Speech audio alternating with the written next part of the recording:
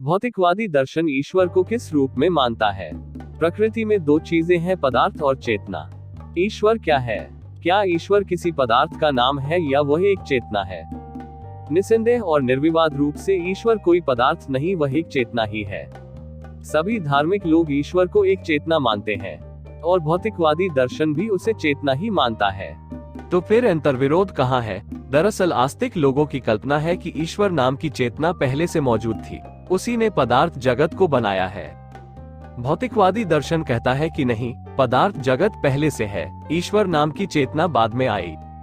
अब सवाल ये खड़ा हो गया कि पदार्थ और चेतना में कौन पहले है? आस्तिकों की नजर में तो चेतना या विचार ही पहले दिखाई देता है, और जो भौतिकवादी दर्शन से परिचित नहीं है, ऐसे 99% नास्तिक लोगों को भी लगता है कि विचार ही प्राथमिक है। वे तर्क देते हैं कि कुम्हार के मन में पहले घड़ा बनाने का विचार आता है, तभी तो घड़ा बनाता है। उसके मन में सुराही बनाने का विचार आता है तो सुराही बना देता है। इससे लगता है कि विचार ही पहले है।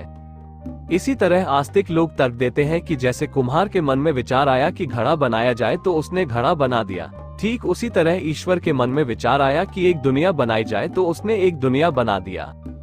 ये लोग यह नहीं तर्क करते कि मिट्टी का बर्तन बनाने का विचार आने से पहले मिट्टी तो थी, अतः पदार्थ ही प्राथमिक होता है।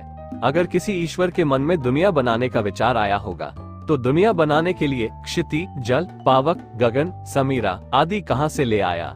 ये सब तो पहले से ही कहीं रहा होगा।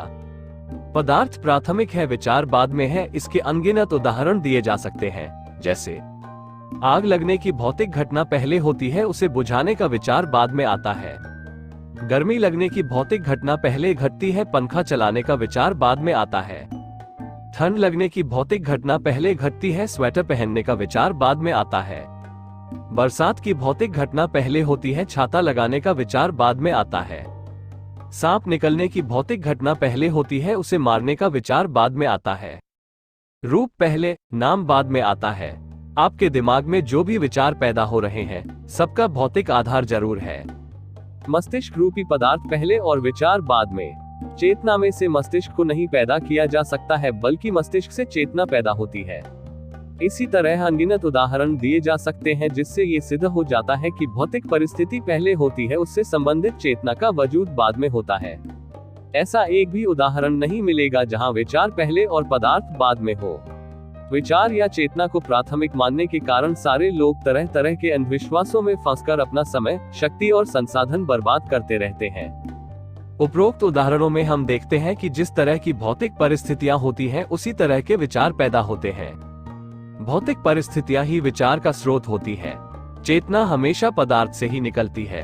हमारे भाव, विचार, चेतना या कल्पना की उड़ान कितनी भी ऊंची हो, परंतु उसका आधार वस्तुगत ही होता है। इस आधार पर देखें तो ईश्वर भी एक विचार, चेतना ही है। इसके भी पैदा होने का कोई न कोई भौतिक आधार जरूर होगा। बिना भौतिक आधार के ईश्वर ही नहीं, कोई भी चेतना पैदा नहीं हो सकती। इससे सिद्ध होता है कि दुनिया पहले है, ईश्वर का वजूद बाद में आया है। ईश्वर, परलोक, स्वर्ग, नर्क, पुनर्जन्म से संबंधित चेतना या विचारों का भी भौतिक आधार पहले से मौजूद होता है। प्राचीन काल में प्रकृति की शक्तियों को देखकर दैवी शक्ति की कल्पना पैदा हुई। प्राचीन काल के छोटे छोटे पशुपालक राजाओं को देखकर देवताओं की कल्पना पैदा हुई। महाराजाओं को देखकर महादेव की कल्पना हुई। सम्राटों को देखकर सबका ईश्वर एक होने की कल्पना आई। राजाओं का महल ऊंचाई पर होता था, इसे देखकर ही कल्पना की गई कि परलोक ऊपर ही होगा। किला, महल के चारों तरफ गहरी खाई को देखकर यह कल्पना की गई कि परलोक में भी वैतरणी नाम की नदी होगी। राजा के दरबार को देखकर ही स्वर्ग की कल्पना की गई। राजा की जेल को देखकर नर्क की कल्पना की गई। जेल की यातनाओं को देखकर नर्क में यातनाओं की कल्पना की गई। बीज बोने, फसल काटने और फसल से तैयार बीज का एक हिस्सा पुनः बोने और हर साल दोहराई जाने वाली इसी प्रक्रिया को देखकर पुनर्जन्म की कल्पना पैदा हुई। राजा के बनाए कानून से ही पाप और पुण्य की कल्पना पैदा हुई। पक्षियों को देखकर पुष्पक विमान की कल्पना पैदा हुई। इसी तरह उनकी हर कल्पना का भौतिक आधार है। अलौकिक जगत की सारी चीजें लौकिक जगत से ही नकल की गई हैं। इसलिए लौकिक जगत का वजूद पहले है और अलौकिक जगत यानी पाप, पुण्य, स्वर्ग, नर्क, देवी, देवता, ईश्वर और उनका परलोक आदि का वजूद बाद में है।